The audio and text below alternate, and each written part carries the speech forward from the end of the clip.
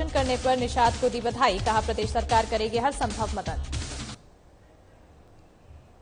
चलिए खबरों की शुरुआत करते हैं। मुख्यमंत्री जयराम ठाकुर ने आज शिमला से वर्चुअल माध्यम द्वारा पुलिस विभाग की 24 करोड़ रुपए की लागत से निर्मित 10 परियोजनाओं के लोकार्पण और 55 करोड़ रुपए की लागत से 16 नई परियोजनाओं का शिलान्यास किया है। जयराम ठाकुर ने 614 करोड़ 93 लाख रुपए की लागत से निर्मित होने वाले महिला पुलिस थाना नाहन 250 लाख 16 हजार रुपए की लागत से पुलिस अधीक्षक सोलन के आवास समेत कई परियोजनाओं का शिलान्यास किया।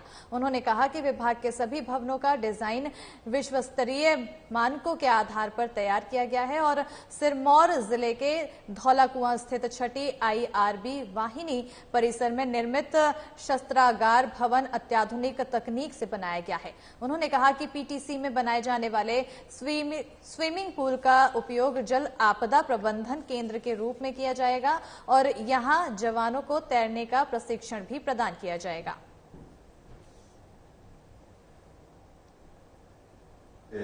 आज एक साथ हमने पुलिस डिपार्टमेंट के 10 उद्घाटन और उसके बाद 16 जो है फाउंडेशन स्टोन एक साथ एक समय एक स्थान से किए। आप सबके क्षेत्र में जो पुलिस विभाग की आज उद्घाटन और शिलान्यास की जो रस्में हुई उसके लिए मैं आप सबको बहुत बहुत बधाई और शुभकामनाएं देता हूं। और DGP कम से कम जहां आपका कार्यस्थल है वो स्थल ऐसा होना चाहिए जहां आपका काम करने का मन हो।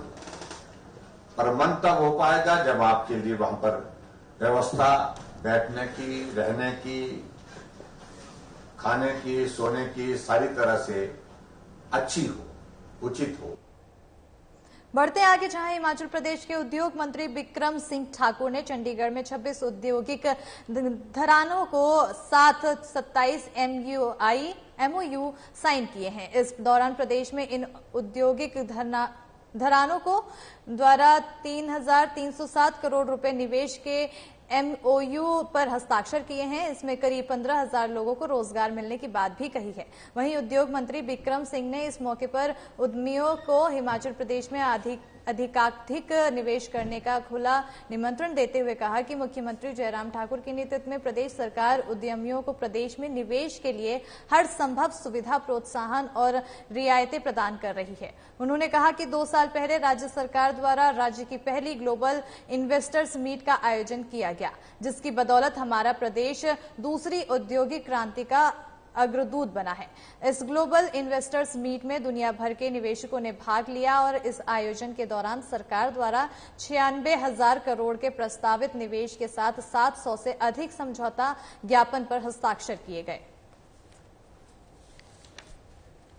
Community should take cognizance of the sad bombardment by Pakistan in Panjshir, a province of Afghanistan. Yet no government has been formed in Afghanistan. Then who invited them there? This is a very big question. And this is against all the international laws and treaties. और सामान्य वर्ग संयुक्त मंच हमीरपुर ने आज आयोग गठन को लेकर उपायुक्त को ज्ञापन दिया है और कहा है कि जल्द से जल्द आयोग का गठन किया जाए और अगर ऐसा नहीं किया गया तो आने वाले चुनावों में सरकार को इसका खामियाजा भुगतना पड़ेगा। लोगों का कहना है कि हम या तो नाटो को वोट देंगे या अपना प्रत्याशी मैदान में उतारेंगे, चाहे हार हो या जीत, पर सरकार को हराने का काम हम जरूर करेंगे। वहीं सामान्य वर्ग संयुक्त मंच हमीरपुर के अध्यक्ष प्रकाश ठाकुर ने कहा कि जैसे आंध्र प्रदेश, महाराष्ट्र और बार की तर्ज पर स्वामी आयोग के गठन की प्रक्रिया शुरू करने पर मुख्य रूप से सहमति बनी, वैसे ही हिमाचल में भी गठन होना चाहिए। एक सूत्री मांग है, वो है हिमाचल प्रदेश में स्वर्ण आयोग का गठन करना।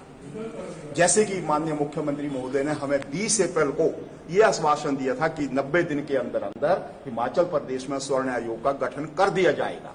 उसके बाद भी हम 90 दिन बीतने के बाद भी हिमाचल सरकार माननीय मुख्यमंत्री महोदय से मिले, लेकिन सिर्फ आश्वासन मिले, कि कर दिया जाएगा, तो ये टाल मटोल की नीति जो है वो स्वर्ण समाज जो है वो सहन नहीं करेगा। हमारा एक ही उद्देश्य है और इसका हम सरकार को भी खुली चुनौती दे रहे हैं कि यदि गठन नहीं तो हमारा स्वर्ण समाज का वोट भी नहीं। स्वर्ण समाज बाध्य होकर हर विधानसभा क्षेत्र में अपने उम्मीदवार उतारेगा। बेशक हम जीतें ना जीतें, लेकिन सरकार के हार का कारण बनेंगे। दो विकल्प है हमारे पास, या तो हम नोटा का प्रयोग करेंगे या फिर हर विधानसभा क्षेत्र में स्वर्ण समाज का एक उम्मीदवार अवश्य खड़ा करेंगे। बढ़ते आगे जहां हिमाचल प्रदेश सरकार के साथ कर्मचारियों की संयुक्त सलाहकार समिति की बैठक 25 सितंबर को होगी। सरकार की तरफ से मुख्यमंत्री जयराम ठाकुर इस बैठक की अध्यक्षता करेंगे, वहीं कर्मियों का प्रतिनिधित्व अश्वनी ठाकुर करेंगे।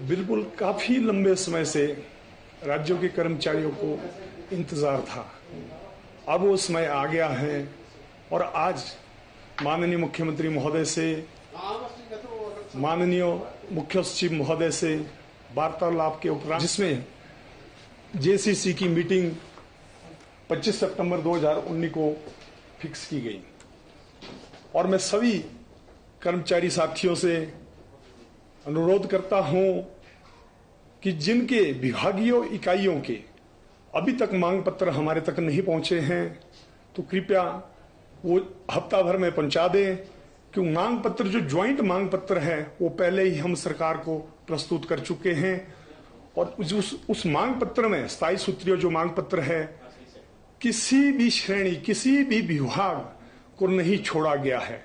उसमें सारे विभाग हमने कवर किए हैं, चाहे उसमें एनपीएस है, चाहे उसमें 6th पे कमीशन है, चाहे उसमें कॉन्ट्रेक्चुअल बंधु है, चाहे उसमें डेली वेजेस है, चाहे 4914 हो, तो हर विभागीय इकाइयों को मिलजुल के हमने ये मांग पत्र तैयार किया है। और भारतीय मजदूर संघ के एक प्रतिनिधि मंडल ने अध्यक्ष मदन राणा के नेतृत्व में आज मुख्यमंत्री जयराम ठाकुर से मुलाकात की। इस मौके पर सीएम ने हिमाचल प्रदेश राज्य विद्युत परिषद में कार्यरत जूनियर टीममेट और कनिष्ठ सहायक श्रेणी के कर्मचारियों की पदोन्नति अवधि 5 साल से घटाकर 3 साल करने की घोषणा की है।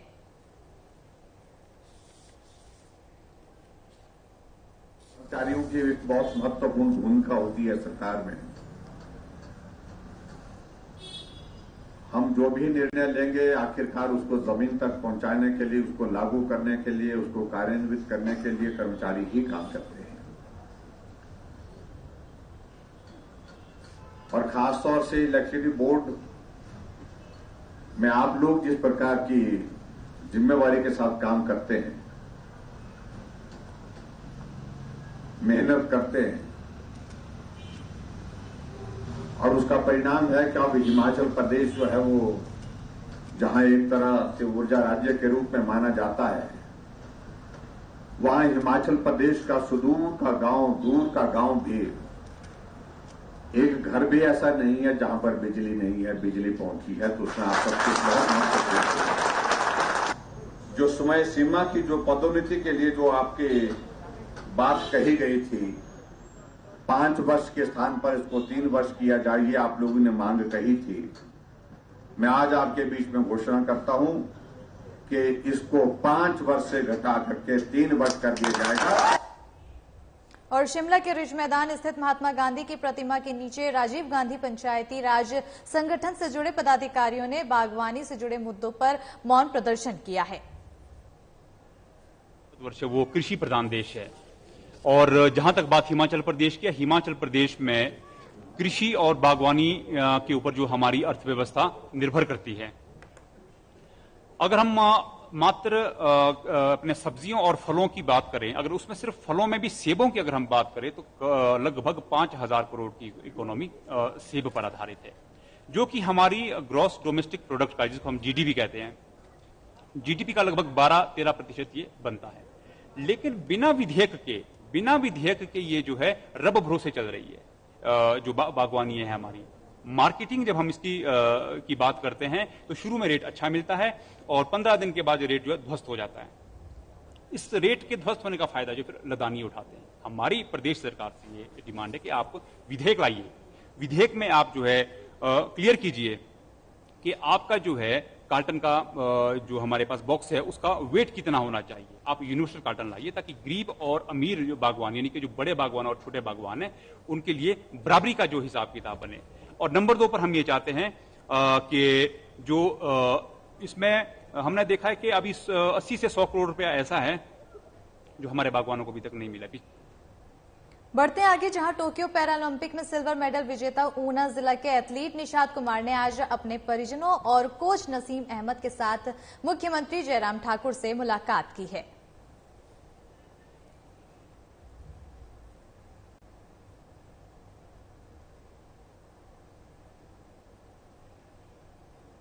और नगर निगम शिमला द्वारा ऐतिहासिक स्टेट लाइब्रेरी रिज मैदान के जीर्णोद्धार करने के नाम पर प्रदेश के विभिन्न जगहों से आए छात्रों का हक छीना जा रहा है।